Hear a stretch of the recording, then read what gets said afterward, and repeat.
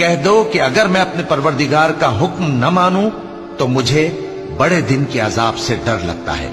کہہ دو کہ میں اپنے دین کو شرک سے خالص کر کے اللہ ہی کی عبادت کرتا ہوں، اب تم اس کے سوا جس کی چاہو پرستش کرو۔ کہہ دو کہ نقصان اٹھانے والے تو وہی لوگ ہیں جنہوں نے قیامت کے دن اپنے آپ کو اور اپنے گھر والوں کو نقصان میں ڈالا۔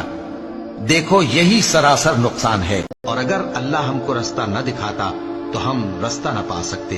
بے شک ہمارے پروردگار کے رسول حق بات لے کر آئے تھے، اور اس روز منادی کر دی جائے گی کہ تم ان اعمال کے صلے میں جو دنیا میں کرتے تھے اس بہشت کے مالک بنا دیے گئے ہو۔ امید ہے کہ تمہارا پروردگار تم پر رحم کرے، اور اگر تم پھر وہی حرکتیں کرو گے تو ہم بھی وہی پہلا سلوک کریں گے، اور ہم نے جہنم کو کافروں کے لیے قید خانہ بنا رکھا ہے۔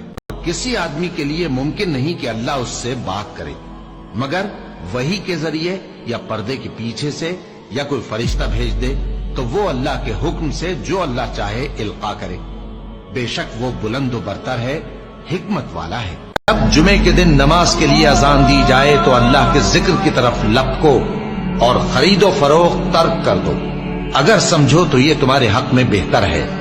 پھر جب نماز ہو چکے تو زمین میں پھیل جاؤ اور اللہ کا فضل تلاش کرو، اور اللہ کو بہت بہت یاد کرتے رہو تاکہ کامیاب ہو جاؤ۔